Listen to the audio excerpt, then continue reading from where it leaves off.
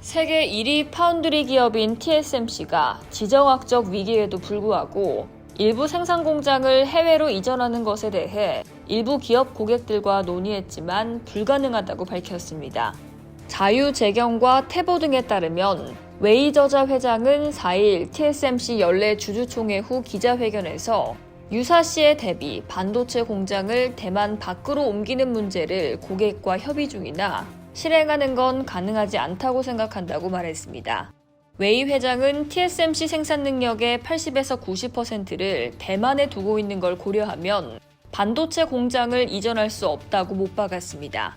그러면서 웨이 회장은 대만 해협의 불안정은 공급망 측면에서 확실히 우려할 사태이기에 전쟁이 일어나는 것을 원하지 않는다며 전쟁이 발발하면 반도체만 걱정되는 게 아니라 걱정할 게 너무 많다.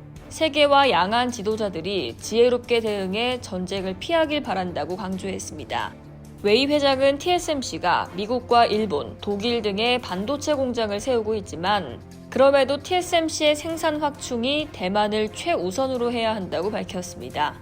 TSMC는 지정학적 위기 등에 대비하기 위해 올해 일본을 시작으로 미국, 독일의 생산시설을 확대해 전 세계 고객사에 반도체를 효율적으로 공급한다는 전략을 세운 바 있는데요.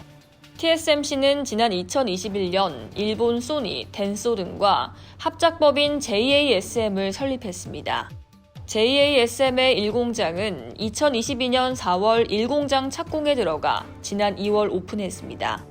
1공장은 자동차, 산업용 시장을 겨냥해 12나노, 16나노, 22나노, 28나노 공정 기반으로 12인치 웨이퍼에서 월간 5만 5천 장 생산을 목표로 합니다.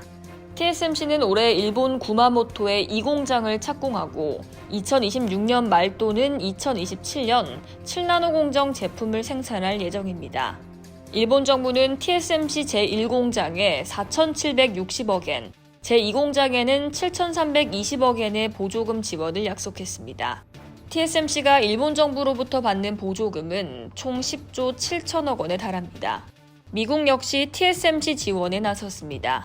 미국 상무부는 지난달 TSMC에 반도체 공장 설립 보조금 66억 달러와 미국 정부 대출로 최대 50억 달러를 지원한다고 발표했습니다. 이는 자국 기업 인텔에 이어 두 번째로 큰 규모의 지원금입니다. TSMC는 유럽, 독일에도 반도체 생산시설 거점을 마련 중입니다.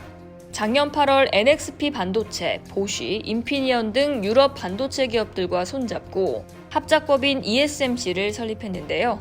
TSMC의 독일 드레스덴 팹은 올해 하반기 착공에 들어가 2027년 가동을 목표로 합니다.